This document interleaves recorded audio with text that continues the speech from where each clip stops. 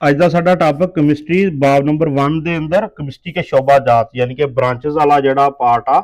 ਸਭ ਤੋਂ ਪਹਿਲੇ ਬ੍ਰਾਂਚਸ ਅਸੀਂ ਸਮਝਾਂਗੇ, ਸਿਰਫ ਇੱਕ ਹੀ ਬ੍ਰਾਂਚ 4-5 ਮਿੰਟ ਸਮਝਾਂਗੇ ਔਰ ਤੁਹਾਨੂੰ ਯਾਦ ਜਿਹੜਾ ਇਹ ਹੁਣੇ ਹੀ ਹੋਏਗੀ ਫੌਰੀ।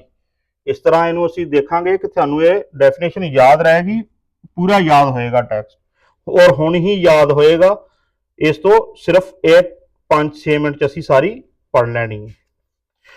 ਫਿਜ਼ੀਕਲ ਕੈਮਿਸਟਰੀ ਦੀ ਸਭ ਤੋਂ ਆਸਾਨ ਤਰੀਨ, ਅਗਰ ਤੁਸੀਂ ਇਸ ਚੀਜ਼ ਨੂੰ ਸਮਝਣਾ ਕਿ ਫਿਜ਼ੀਕਲ ਕੈਮਿਸਟਰੀ ਕੀ ਆ, ਇਹ ਸਮਝ ਲਓ ਕਿ ਫਿਜ਼ਿਕਸ ਪਲੱਸ ਕੈਮਿਸਟਰੀ ਆ। ਫਿਜ਼ਿਕਸ ਪਲੱਸ ਕੈਮਿਸਟਰੀ ਜਿਹੜੀ ਆ ਇਹ ਬਣੇਗੀ ਫਿਜ਼ੀਕਲ ਕੈਮਿਸਟਰੀ। ਸਭ ਤੋਂ ਆਸਾਨ ਤੇ ਇਹ ਕਨਸੈਪਟ ਆ। ਫਿਜ਼ੀਕਲ ਦਾ ਮਤਲਬ ਕੀ ਆ? Physics related. ਫਿਜ਼ੀਕਲ ਵਰਡ ਜਿਹੜਾ ਯੂਜ਼ ਹੋਇਆ ਇਹ ਕਾਹਨੂੰ एक्सप्लेन करेगा? Physics related. Chemistry physics plus chemistry का कंबीनेशन मिलाप फिजिकल केमिस्ट्री है।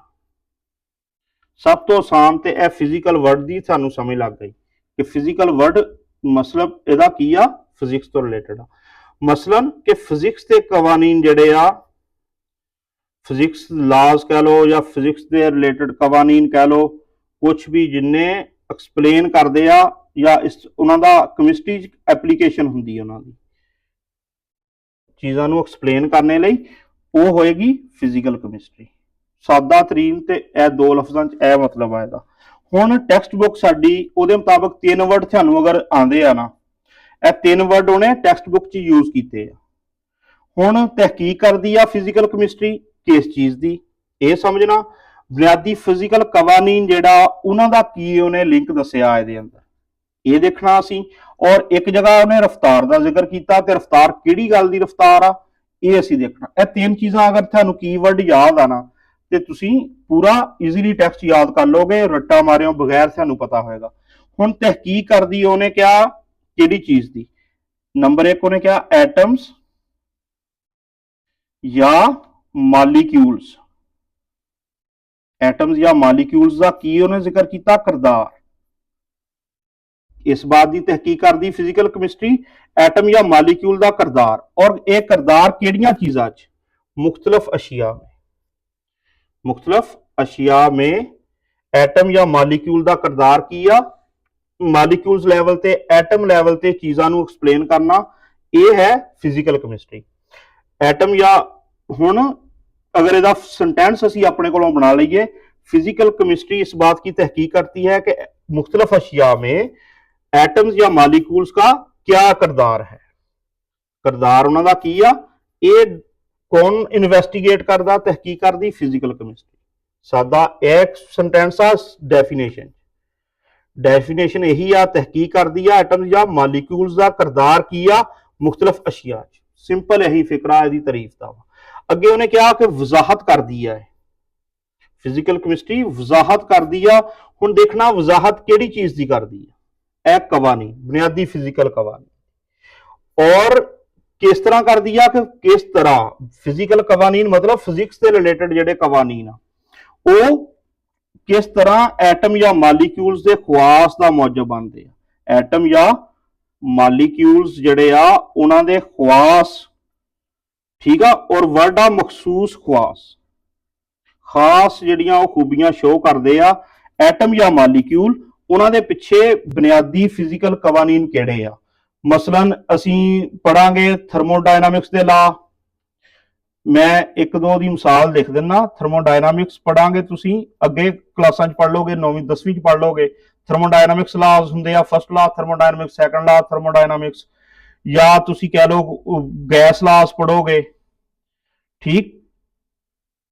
इस टाइप या कूलम लॉ, चार्जिस का जिहड़ा फोर्स मालूम करने लई कूलम का कानून। यह मुख्तलिफ लॉज जिहड़े फिजिक्स के आ, ये किस तरह एटम या मालिक्यूल्स के मखसूस खवास नूं ज़ाहिर करते हैं, ये एक्सप्लेनेशन आ।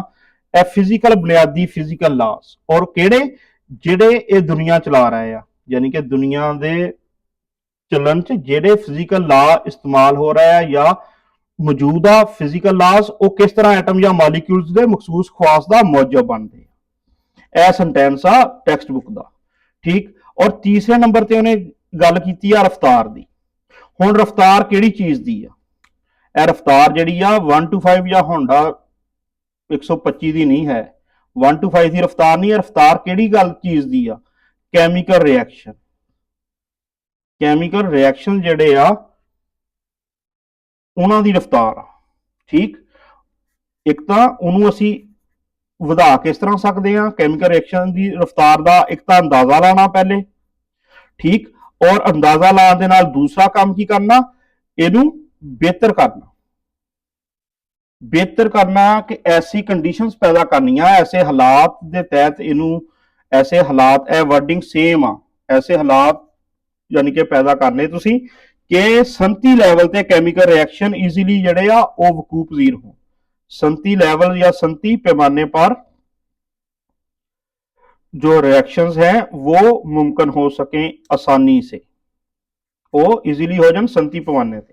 ठीक, ए वर्डिंग आ कि रफ्तार का अंदाजा लाना तुसी किहदी रफ्तार आ?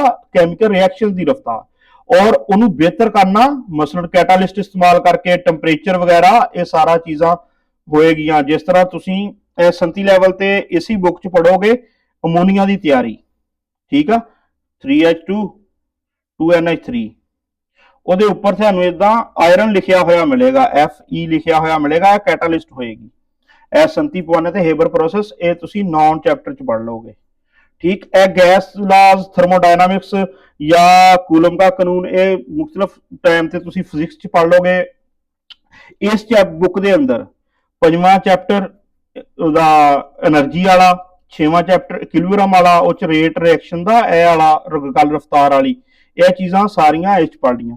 ਐਟਮ ਦਾ ਸਟਰਕਚਰ, ਐਟਮ ਜਾਂ ਮਾਲੀਕਿਊਲ ਦਾ ਕਿਰਦਾਰ ਜਿਹੜਾ ਪੜ੍ਹਨਾ, ਜਾਂ ਐਟਮ ਦਾ structure, orbital level, energy levels ਵਗੈਰਾ, ਇਹ ਸਾਰੀ ਕਹਾਣੀ ਜਿਹੜੀ ਆ ਇਹ ਦੂਸਰਾ ਤੀਸਰਾ ਚੈਪਟਰ ਬਾਂਡ ਕਿਸ ਤਰ੍ਹਾਂ ਬਣਾਉਂਦੇ ਆ, ਕਿਸ ਤਰ੍ਹਾਂ ਤਬਦੀਲੀਆਂ ਹੁੰਦੀਆਂ, ਕੈਮੀਕਲ ਰਿਐਕਸ਼ਨ ਕਿਉਂ ਹੁੰਦੇ ਆ, ਕਿਸ ਤਰ੍ਹਾਂ ਹੁੰਦੇ ਆ, ਜਾਂ ਕਹਿ ਲਓ ਕਿਉਂ ਜਾਂ ਕੈਸੇ।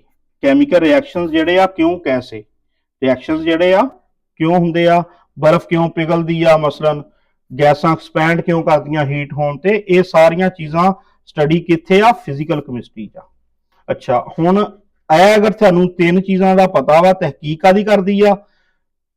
ਫਿਜ਼ੀਕਲ ਲਾ ਦਾ ਕੀ ਇਹਦੇ ਵਿੱਚ ਉਹਨੇ ਦੱਸਿਆ ਵਾ, ਔਰ ਰਫਤਾਰ ਦਾ ਜ਼ਿਕਰ ਕਿਹੜੀ ਚੀਜ਼ ਦਾ ਵਾ। ਇਹ ਤਿੰਨ ਚੀਜ਼ਾਂ ਅਗਰ ਤੁਹਾਨੂੰ ਵਰਡ ਕੀ ਆਉਂਦੇ ਆ ਤੇ ਹੁਣ ਸਿੰਪਲ ਪਿੱਛੇ बच जाएगा टेक्स्ट, कुछ भी नहीं। केमिस्ट्री की शाख में इस बात की तहकीक, केमिस्ट्री की यह शाख तहकीक का दिया एटम या मालिक्यूल का किरदार किथे मुख्तलिफ अशिया, टेक्स्ट याद करना मसला ही नहीं रहेगा। यदि अहमियत की आ साफ अंदाज च वजाहत आ, ये वजाहत केड़ी कर रहा? बुनियादी फिजिकल कवानीन, यानी कि फिजिकल मतलब फिजिक्स के कवानीन जड़े आ एटम्स, और कि किस तरह इस दुनिया में मौजूद बुनियादी फिजिकल कवानीन। बुनियादी फिजिकल का वर्ड तो मुराद की आ? फिजिक्स रिलेटेड, फिजिक्स के असूल जड़े आ, लाज, वो अपलाई जड़े होंगे केमिस्ट्री। बुनियादी फिजिकल कवानीन एटम और मालिक्यूल्स के मखसूस खवास, उन्होंने प्रॉपर्टीज जड़ियां शो करते हैं एटम या मालिक्यूल, वो किस तरह मौजूद बनते हैं, किस तरह फिजिकल कवानीन का उन्होंने की अमल दखल आ। ठीक, ये सिंपल हो गया। और उनको इस काबिल बनाते हैं कि जिंदगी को रवानवा रखने के लिए बड़े बड़े मालिक्यूल्स को बनाया जा सके। और बड़े बड़े मालिक्यूल्स रिएक्शंस होंगे या छोटे मालिक्यूल्स मिलके रिएक्शन करके बड़े मालिक्यूल बनाएंगे। ये हो गया कि केमिकल रिएक्शंस की डिटेल ला लो, उन्होंने तफसील कि किस तरह होंगे आ, क्यों होंगे आ, ये सारी इन्हों के पिछे फिजिक्स के असूलों का की किरदार आ, ये सारा कुछ ਇਹਦਾ हिस्सा हो गया। स्कोप ਦੇ ਵਿੱਚ ਕੀ ਆ? इस बिंदु से हम केमिकल रिएक्शंस की रफ्तार, रफ्तार का जिक्र किहदा हो रहा सी? केमिकल रिएक्शन की रफ्तार का। ना सिर्फ अंदाजा ला सकते हैं असी, ठीक, होर की करते हैं बल्कि उसको तब्दील करके, यानी कि उन्होंने कंट्रोल करांगे कम ज्यादा अपनी सेटिंग के मुताबिक। ऐसे हालात को बेहतर बनाया जा सकता है जिनसे संती पैमाने पर रिएक्शंस सर अंजाम दिए जा सकें, यानी कि चीज़ों असी बड़े लैवल ते, संती लैवल ते इस्तेमाल करिए। जिस तरह तुसी संती लैवल ते ओदा मैं मिसाल दी अमोनीया गैस की तैयारी का यह रिएक्शन पढ़ना तुसी 2NH3, ठीक है, यह अमोनीया गैस की तैयारी आ, ये 9वें चैप्टर च मिसाल के तौर पर ये उपर यह लिखा होया कैटालिस्ट।